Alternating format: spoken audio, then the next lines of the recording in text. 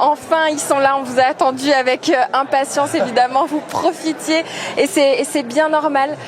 Votre première réaction, Guillaume, on vous a senti au bord de l'évanouissement au moment de l'attente des notes, ça nous a paru interminable. On suppose que pour vous, l'attente était encore plus longue. Ça l'était, ouais, c'était un peu interminable, on ne savait pas vraiment à quoi s'attendre. Et en fait, comme toujours, c'est Romain qui réagit en premier parce que nous, on comprend rien.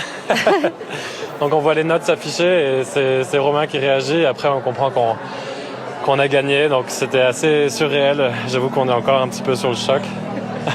Et du coup, qu'est-ce qui s'est passé dans votre tête lors de la dernière note de musique de votre programme? C'était vraiment un relâchement total. On a travaillé tellement fort pour être ici. C'est un feeling qui est très difficile à expliquer, mais juste, on était tellement contents de finir le programme puis d'avoir profité du moment sur la glace.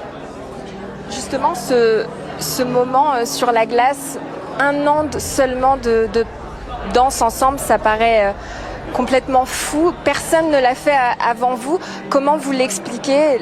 Ça doit être une connexion qui est hors norme. J'avoue que c'est assez vertigineux quand on regarde seulement un an en arrière et on s'était lancé ce challenge presque impossible, je dirais.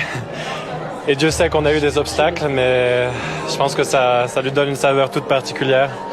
On est vraiment extrêmement fiers de nous, l'un de l'autre aussi. Je suis extrêmement fier de Laurence et de la force dont elle a fait preuve. Et toute l'équipe qui était derrière nous, honnêtement, ce qui s'est passé en un an, j'ai pas d'autre mot que vertigineux, c'est assez incroyable. Et justement, est-ce qu'en un an, maintenant vous pouvez nous le dire, est-ce qu'il y a eu des moments de doute dans ce rêve incroyable? Je dirais qu'il n'y a pas eu de doute parce que on a vraiment vécu des beaux moments à l'entraînement. Chaque jour passé avec Guillaume, pour moi, c'était des jours magiques. C'est quelqu'un que j'apprécie beaucoup. C'est le meilleur patineur au monde. Donc, pour moi, c'est toujours un honneur à tous les temps d'entraînement d'aller avec lui. J'avais pas de doute, non. Il y a quand même eu des zones de turbulence ces dernières années, ces dernières semaines, pour l'un et pour l'autre dans vos vies extrasportives.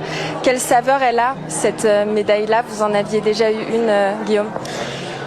Mais je pense qu'on revient un petit peu au début et à ce qu'on s'était dit il y a un an, un peu plus d'un an, quand on a commencé à patiner ensemble, qu'on allait le faire pour nous. En premier, parce qu'on aime patiner, puis on aime patiner ensemble. Et je pense qu'à chaque épreuve qu'on a traversée, c'est ce qui nous a tenus debout. Je pense tant qu'on avait tant qu'on était l'un avec l'autre, on était correct en québécois. On était OK. Et c'est ça qui nous a permis d'avancer avec la tête sur les épaules. Du coup, c'est le début d'une aventure ou c'est la fin? Est-ce qu'on va vous revoir au championnat du monde? Est-ce qu'on vous attend aux Alpes françaises 2030? Je ne peux pas m'empêcher de vous poser la question, même si je sais que le moment est déjà extraordinaire. Ouais, ben pour le moment, on veut vraiment savourer cet instant qui passe très rapidement. Profiter au maximum avec nos familles, nos entraîneurs, tout le monde qui nous a supportés. Mais c'est certain qu'on va être au championnat du monde. Mais les championnats du monde nous paraissent tellement loin pour le moment. Il y a eu un moment aujourd'hui où je me suis dit, je crois que je suis plus fait pour ça. Il faut arrêter. C'est vraiment beaucoup de stress, pour être honnête. Mais c'est ça qui fait qu'on aime ça autant, je pense, c'est qu'on se sent vivant. C'est vraiment un thrill où ce que tu te sens vivant à 100%. Sur la glace, tu es dans une bulle de vulnérabilité. Tu te sens vulnérable et très fort en même temps. Donc, avoir la connexion qu'on a pour vivre ce moment-là, ça